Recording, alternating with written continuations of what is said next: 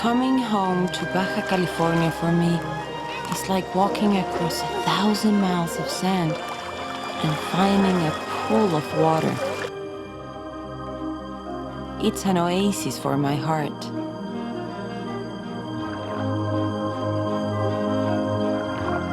A few very special places in the world are havens for life. Resources and shelter draw living creatures from far and near. These places are rare. We call them oases. Of them all, this is one of the most extraordinary.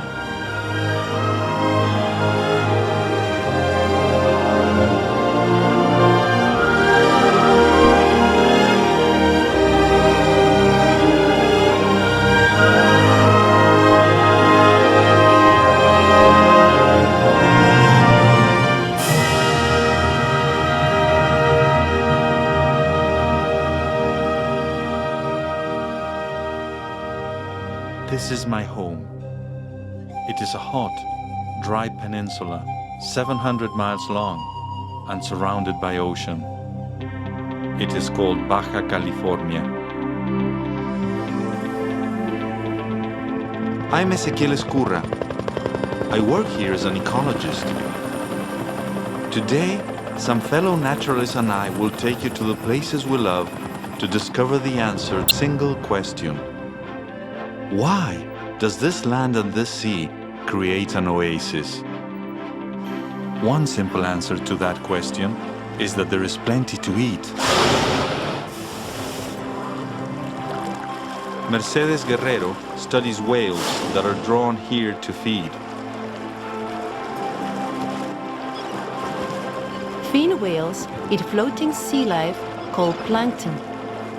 They find it here in huge concentrations.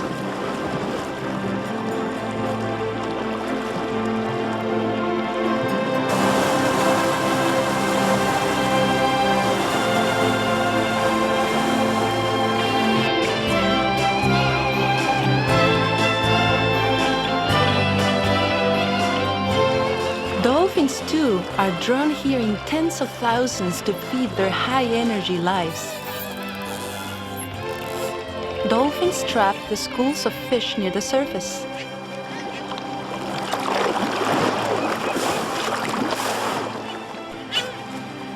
Birds can see the commotion from miles away and join in. Whales follow by listening for the action underwater.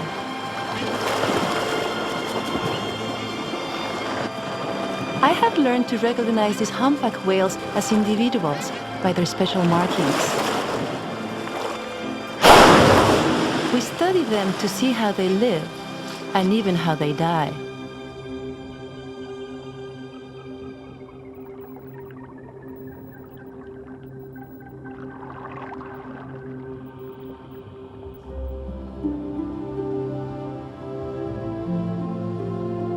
The sharks did not kill this humpback, but we don't know what did.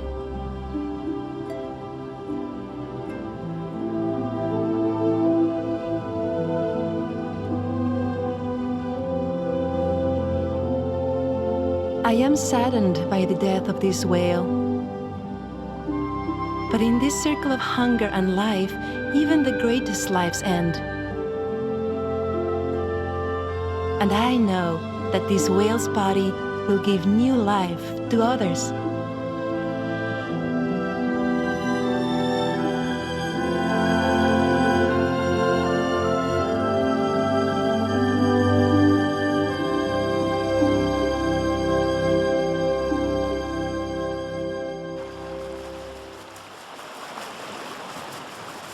The ocean oasis is a magnet to life.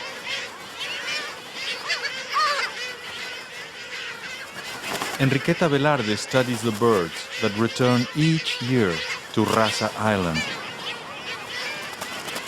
It's amazing. Almost all the hermit skulls and elegant terns in the world come here to Raza to breed.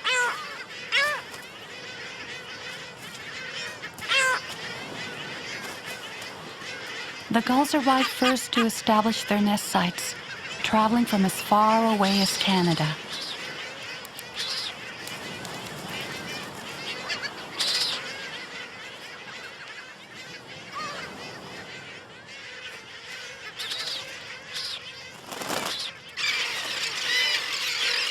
The terns migrate from coastal Chile and Peru. As many as 500,000 birds pack into this tiny island at once.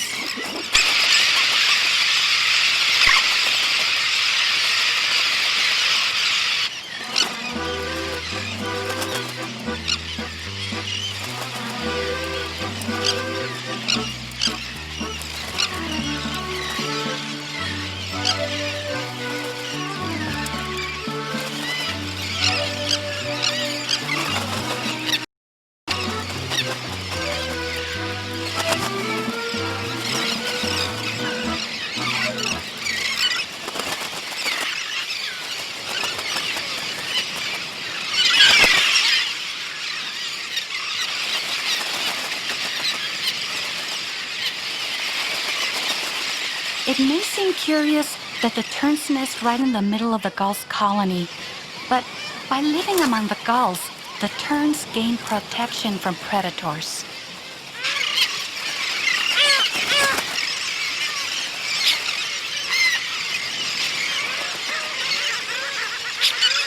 The gulls tax the terns by stealing some of the food they bring in from the ocean.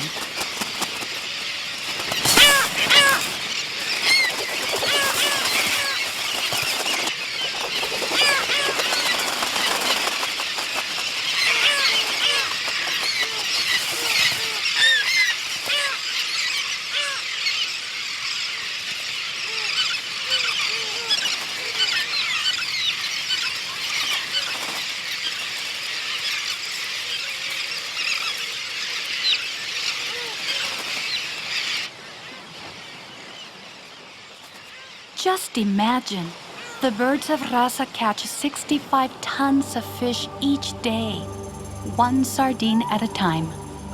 That points to one conclusion. This ocean must be incredibly productive.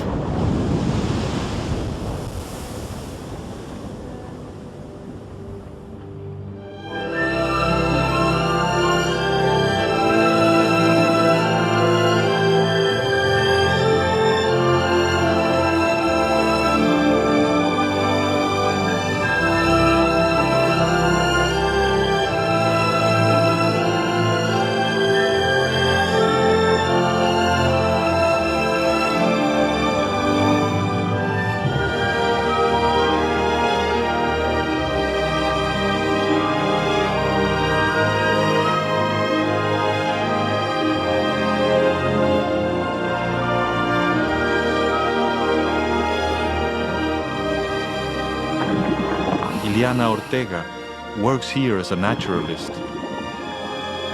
This is my community. Much of my work here is to show people the diversity of the wildlife and to explain its biology. For instance, it's important to get to know sharks. Like these hammerheads. They don't threaten us. They usually eat squid. But with gray sharks, there is tension. They'll eat almost anything. You know, humans are much more dangerous to sharks than they are to us.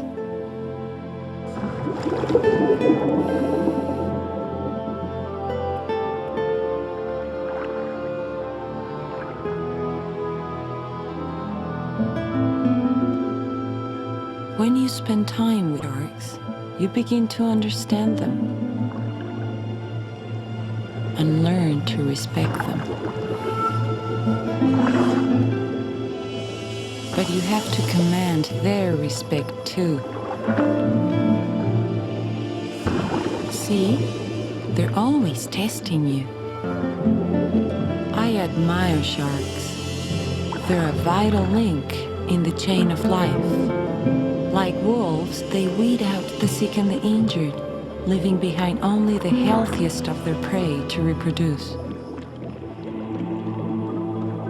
At night, The shark's sophisticated senses of vibration and electroconductivity serve them best. They move faster, become more excited, and leave in search of prey. I will not follow.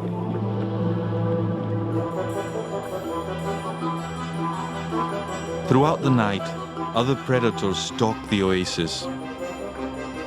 The moray eel is almost blind, but it can smell like a bloodhound. The scorpionfish is camouflaged by day, but not from something that can smell it.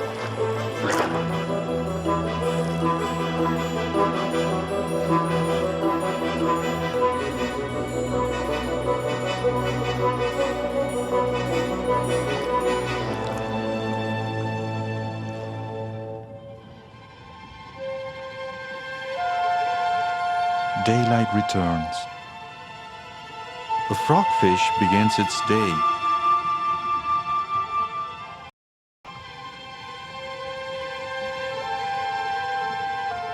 Cornet fish stir from their slumber, and life races to the morning.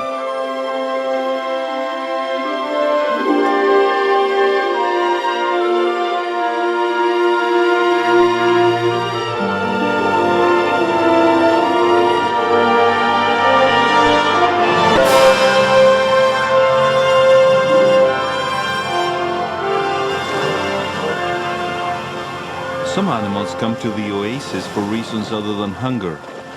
They come to breed. These elephant seals migrate here twice each year from the northern Pacific, a round trip of 6,000 miles each time.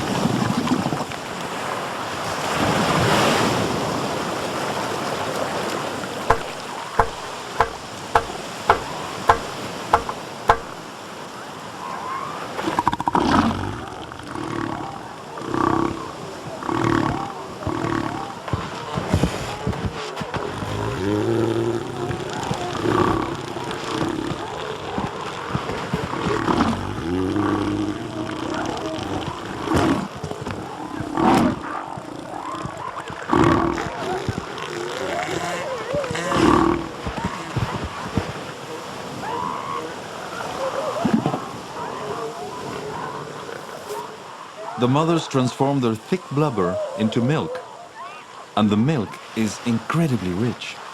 Just imagine, the babies put on 8 pounds a day.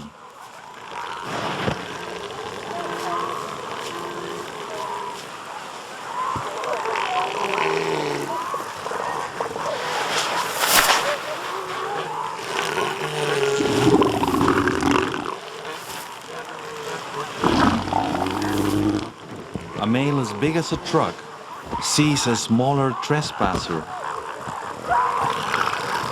In this fight over the territory where the females gather, bulk is power.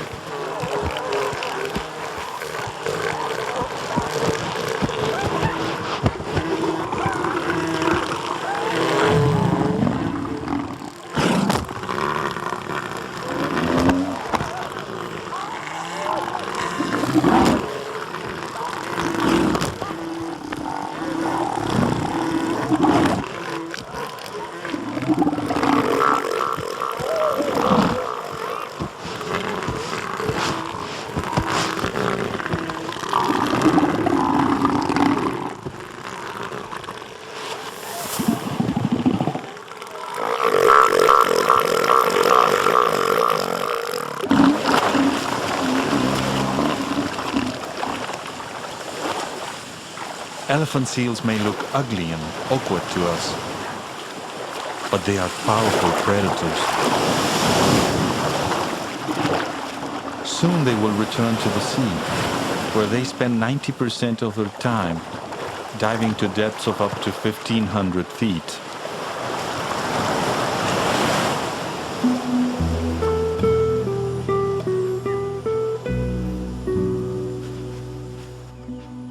Ospreys are usually solitary, except here. The abundant mullet in the ocean oasis attracts so many of these fish hawks that they crowd the cliffs, sometimes building their nests less than 100 meters apart.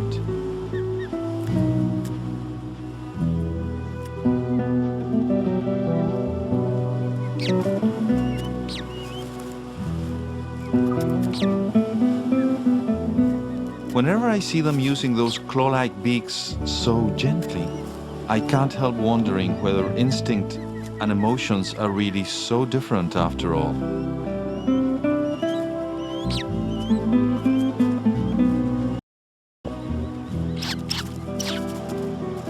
Is this what we call sibling rivalry?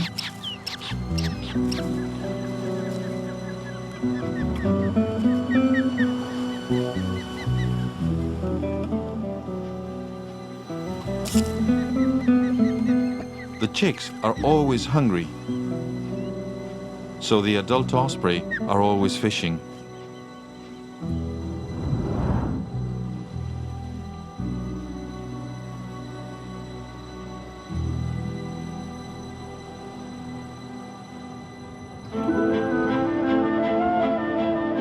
Underwater, other life is also busy breeding.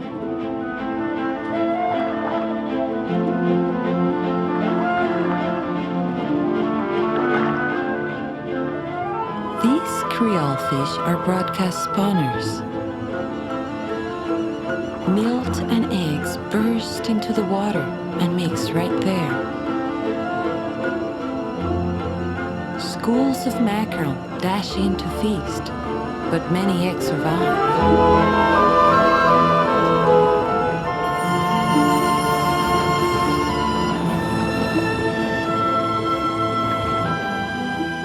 Other fish produce fewer eggs, but tend them carefully.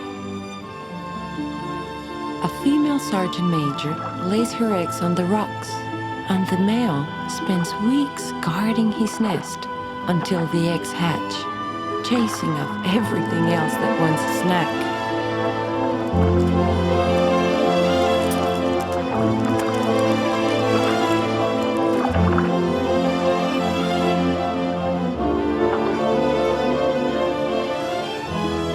Because life in the oasis is so crowded, a reef here reminds me of a city.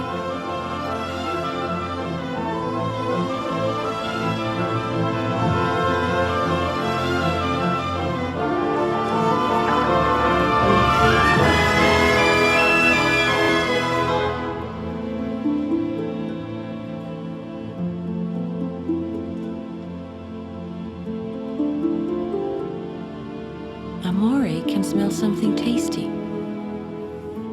but the baby leather bass has a refuge. She's specially adapted to shelter among the venomous urchins.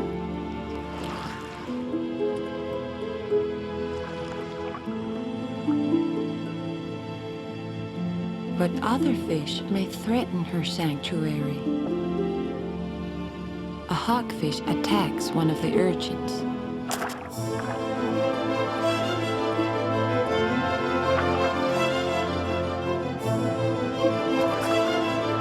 Its neighbors mill around, waiting for scraps and careless mistakes.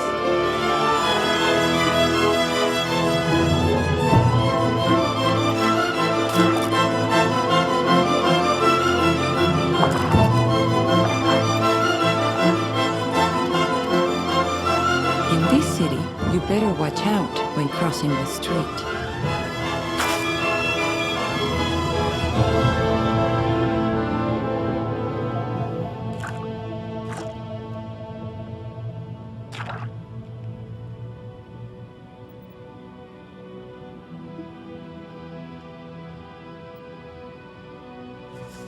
Barnacles, attached by their heads, comb the water with their feet.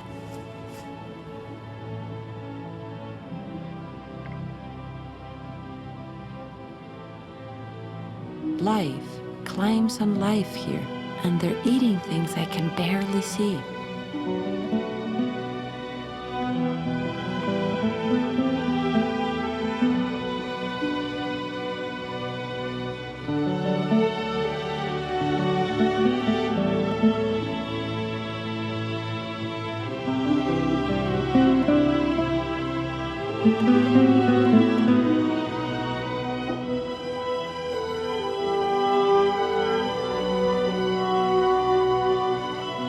On the rocks of the reef, we're closing in on the secret that makes this fragile oasis possible. This looks like a garden, but these are not plants. They're colonies of thousands of tiny creatures that build one upon another, all reaching out into the moving water for food. Corals, gorgonia, sponges. They're gathering bits of the same feast. The richness that makes these waters so nourishing for all of life. A huge abundance of plankton. Comb jellies and jellyfish drift with the plankton soup.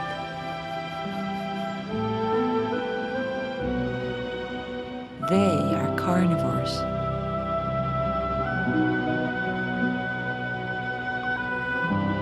This relative of the lion's mane is armed with deadly tentacles. Yet these tiny jacks swim unharmed among them.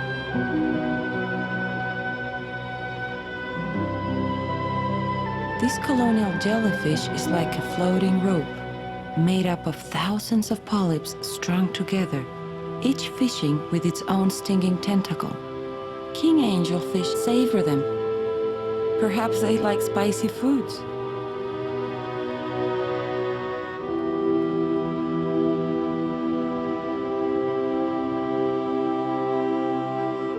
A larvation spins a web of mucus to catch the tiniest plankton.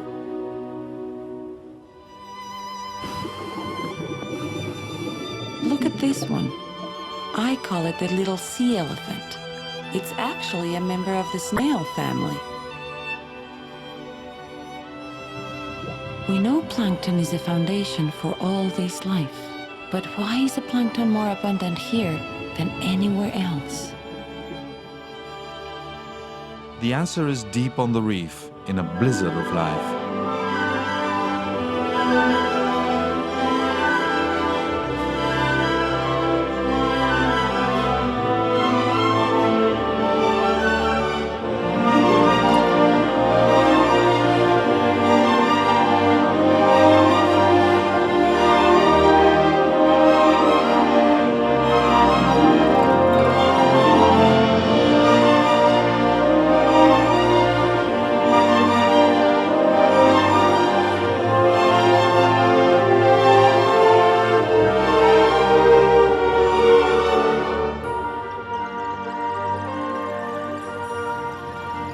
These are mysids, tiny cold-water shrimp-like creatures.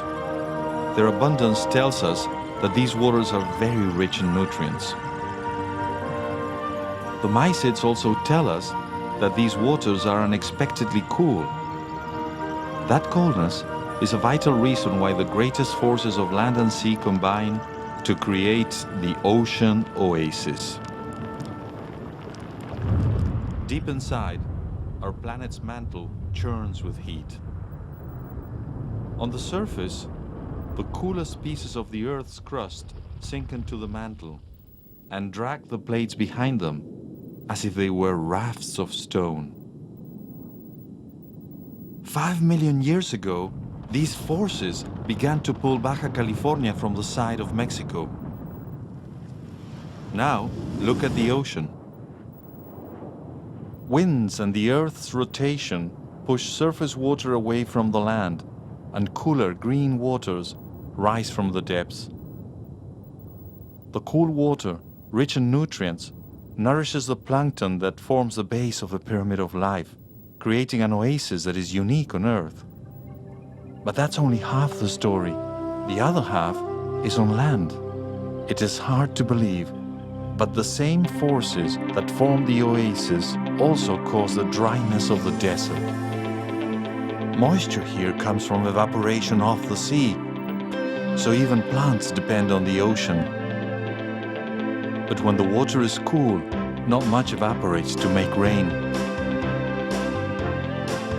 So the same cold water that brings the oasis its riches also robs the land of moisture.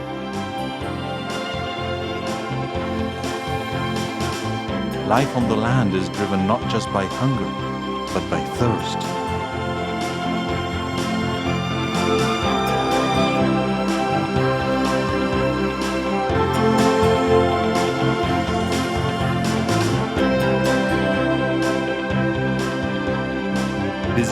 looking bujum trees and other plants and animals have developed wonderful ways to use every drop of water.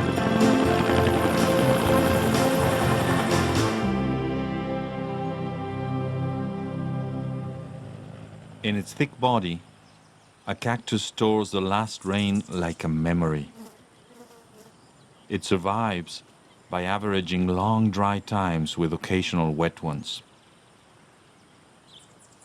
A cardón lives so slowly, it may only reproduce itself once in 300 years. But there are other ways of dealing with thirst. Hummingbirds live in the fast lane, with turbocharged metabolisms 10,000 times faster than the cactus. With its mobility, a hummingbird hunts pockets of moisture and follows the flowers north with the seasons. Its life is a dance with spring.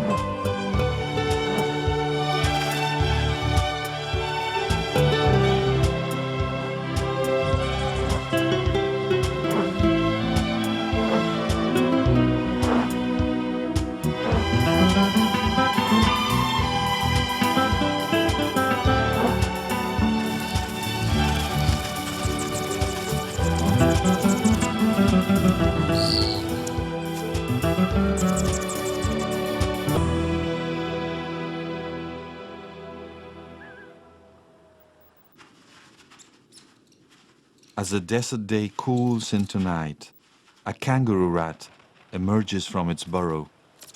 The dangerous heat of the day is gone, but there's a different kind of enemy out tonight.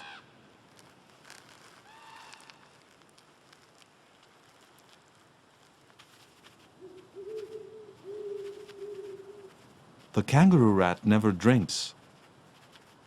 Neither does the rattlesnake. The rat's metabolism manufactures water from its food. The snake gets moisture from its prey.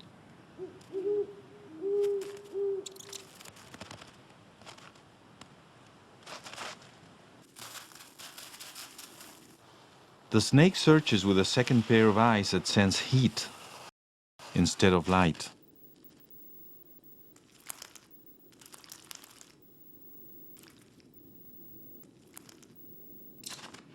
Tonight, the kangaroo rat escapes. These creatures are finely adapted to the desert, a desert caused by the ocean.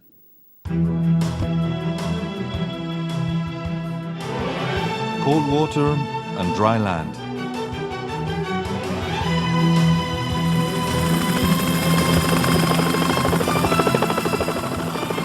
As I cross this peninsula, every mile shows me another way that land and sea shape the oasis. As we gain altitude, more moisture condenses and the vegetation thickens. There are even pine forests up here near an observatory. 2 miles high, lichens cling to granite, seared by icy winds and winter snows. I love this place.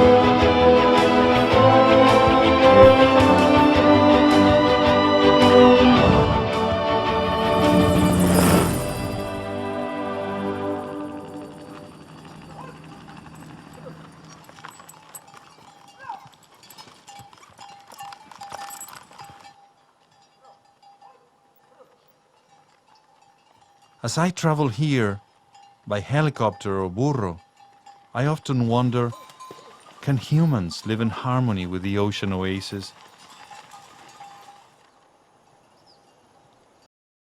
High in the mountains, canyons shelter native palms drink by streams that keep the precious pools of last year's rain in shadow. People have been coming here for thousands of years. With cave paintings, they told of their dependence on other life of the ocean oasis.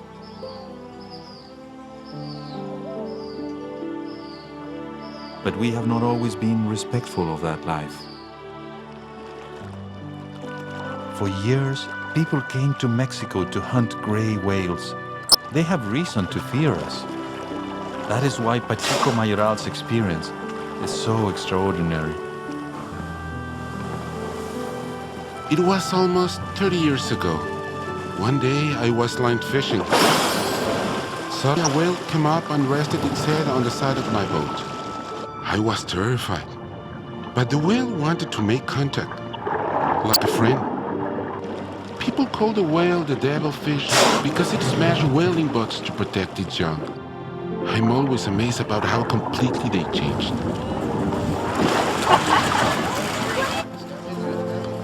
Today, Pacheco takes tourists into the lagoons, where the whales sometimes come to the boats to greet people.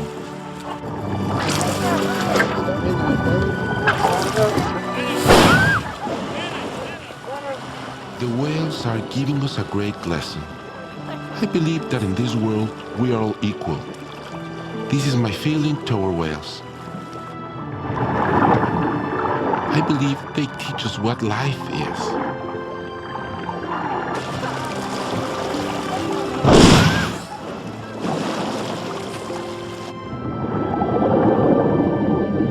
As we grow to respect the life of the ocean oasis, it seems to welcome us home.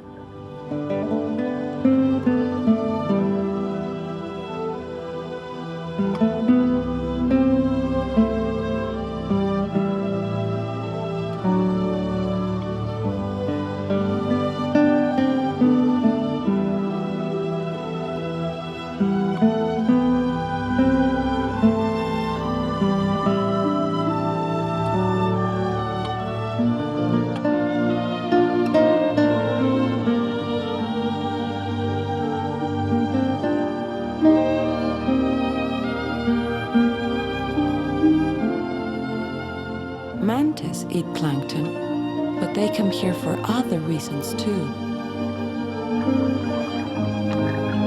They are drawn to this part of the oasis because of these little angelfish that swim out to meet them. The angelfish go right up to the manta and gently clean it, eating algae and parasites off its flanks. They also pester the remora, which clings to the manta, so that they can clean the sore that the suckerfish has made.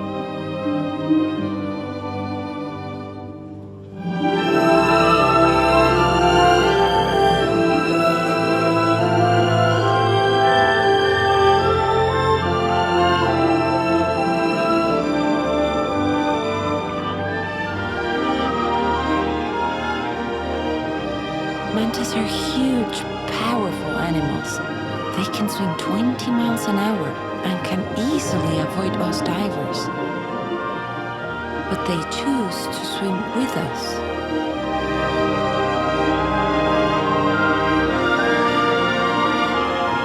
Like gray whales, the mantas seem to welcome my touch.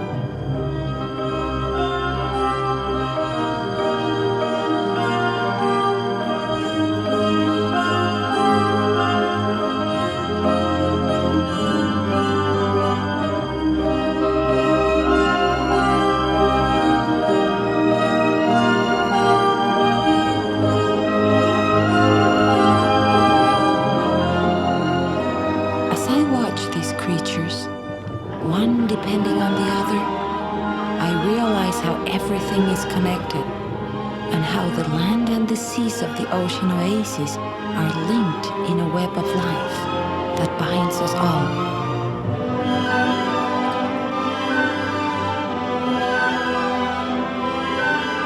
Among these great creatures, I feel embraced and protected. I wish I could protect them